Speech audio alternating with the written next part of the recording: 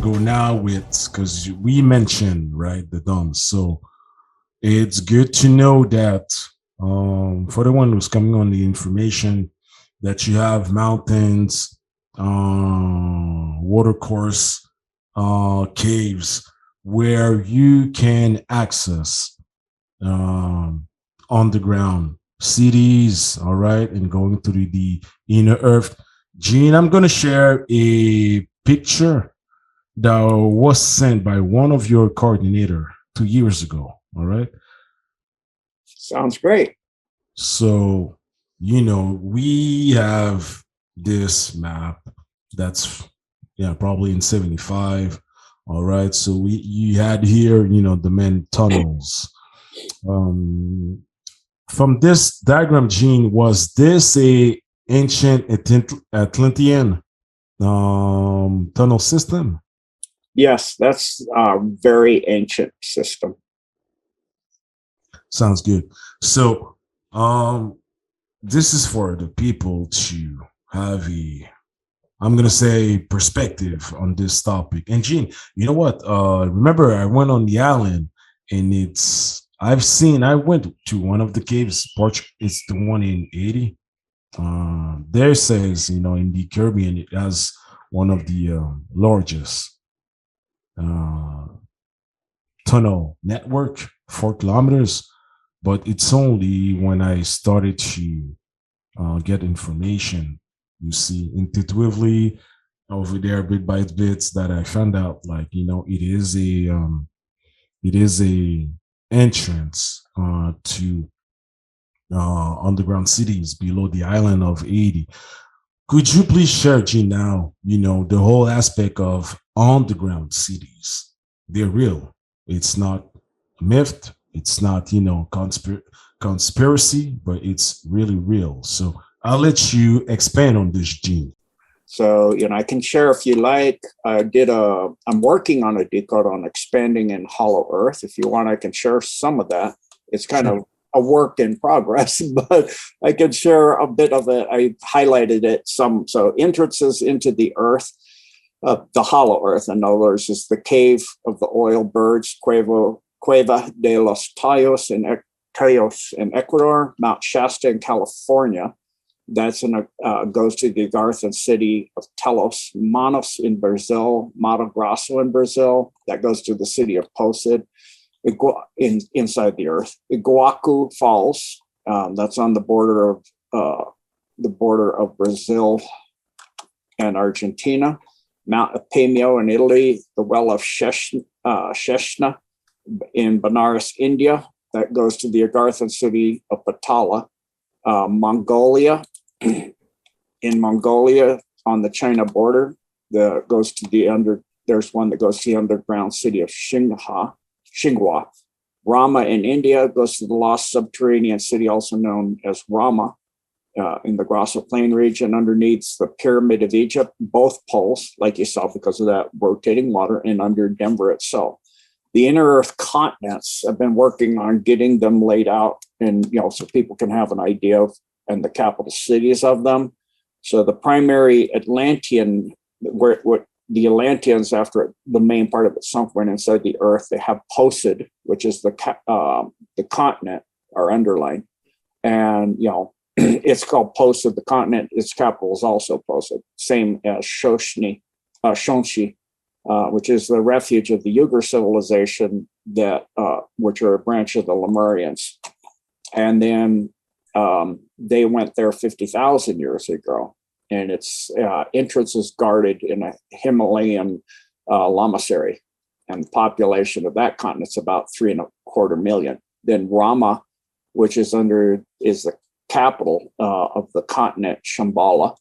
That's a remnant of the surface city of Rama in India, which is located near Jaipur. The inhabitants have classic Hindu features, so it's about 1 million. Then Xinhua is the capital city and the continent of Xinhua. It's a remnant also of the Uyghur civilization. The entrance is located in Mongolia under the Chinese border, with a smaller secondary entry from city on the continent that's under Mount Lassen in California. Agartha, which is a continent, and also the capital is also called Agartha.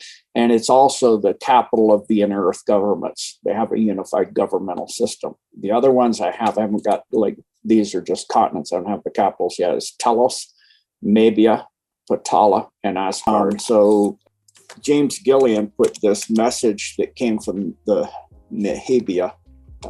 They call themselves the Mehabians from Inner Earth. I thought it was quite beautiful and eloquent. We are a race of beings that went inward into a vast array of caverns during your last pole shift. We are a combination of Atlantean and Lemurian. There were already several races living on your interior, some extremely advanced, more energetic than physical. In other words, 5D, etc., 5th density. To these beings, we owe our survival and the ability to continue to evolve. We are, and that means in the realm of ascension, not like de-evolution by the supposed theory of evolution. It's a different type of evolution.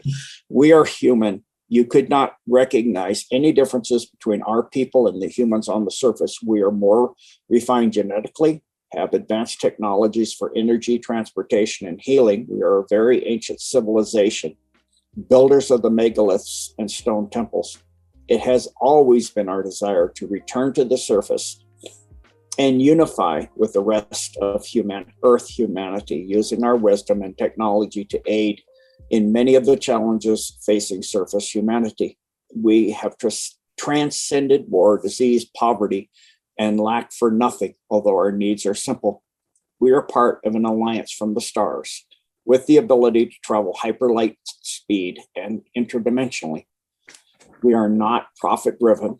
We prefer quality over quantity, natural over synthetic. This leaves far less a footprint on our environment, which is balanced and thriving. Before considering unifying with the Terrans on the surface must find unity. In our world, there are many forms of life. Some are very evolved, others lesser so.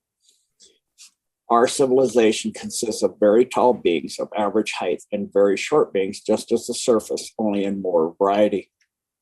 More races, cultures, and colors are represented in the interior. We have found that by communicating, listening intently, without judgment, releasing the past, old grudges, seeking common bonds and goals, was the path to unity, being of service to the whole community in all its diversity was first and foremost.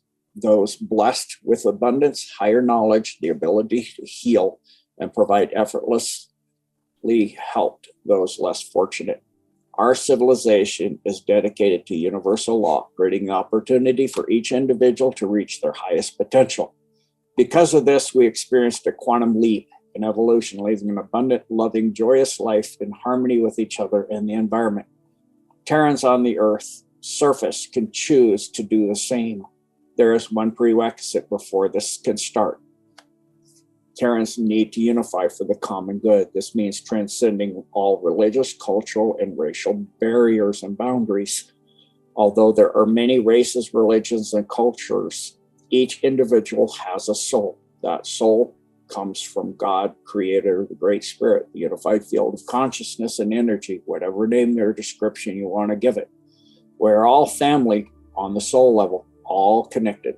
The source we come from in its most unlimited understanding is pure, unconditional love, joy, and bliss. Love, the ultimate, everlasting power in the multiverse serves. When each individual makes their own personal connection with that source, the wars, disease, and poverty ends. It is really that simple. In getting past the complexity of the intellect, competition, fear, survival, and socially engineered ignorance of the false narrative of division that needs to be conquered. Almost all wars are wars within self, generated by wounds, traumas, wrong conclusions from past experience, and limiting mental concepts. There never was a holy war. There was only one king or leader wanting what another had, using fear, religion, and division to fire up the armies. This is played out in Terran's history. The greatest of all tyrants were the most wounded and abandoned as a child, seeking love and respect, self-worth, and power over others. No one ever taught them all of what is that is everlasting comes from within, and the external is transitory, always changing, the unquenchable thirst that never satisfies. Love, joy, happiness, approval are not to be sought externally, but within the soul, which is your connection to source. There you are loved, accepted, and approved beyond imagination. No words can capsulize the Creator's love. Knowing the difference between clever and wise are also qualities of self-mastery. The intellect and altered ego are already talking you out of this, generating reasons to fail. A very ancient word in Lakesh has two translations. One is greeting my other me, and the other is the God in me salutes the God in you. In some cultures, they don't even have a word for I or me. This is the foundation of our civilization. This and similar understandings once were the foundation of surface terror. They were hijacked by lesser negative forces over time. It is now time to return. Due to natural cosmic cycles, the evolution and ascension of Terra is now returning to the universal law that some call unity consciousness. This is no longer optional. Ours and other advanced civilizations from the stars, many of which are your ancient ancestors, are here only to empower and assist in this transition. Terra has a long history of invasion and manipulation by other forces with other agendas. There has been an intergalactic war in the heavens as well as beneath your earth. This was to remove these unseen and seen negative influences. These wars were dimensional and temporal. The benevolent beings on the interior, forces on the forces on the exterior, galactic and interdimensional beings, have been successful in removing the vast majority of these influences. This is a step in the direction of ending tyranny, draconian law, and moving into universal law. The hierarchical networks of these seen and unseen negative influences on Terra still exist. They are woven into every aspect of government, religion, agency, and institution. They are known by their unbridled greed and lust for power. They do not serve the greater good. They do not empower. They overpower. These leaders and their kingdoms are not frequency specific to Terra's evolution into higher states of awareness or consciousness. Action, reaction, or what some call karma, will be amplified and accelerated. All that which cannot adapt, transform, or align with universal law will diminish or collapse entirely. It is a process no man or woman, no technology can stop.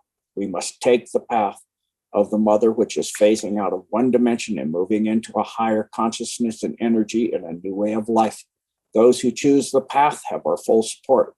This does not mean we will do everything for you. Everyone has to do their part, take their stand, do what is right in service to humanity and Terra.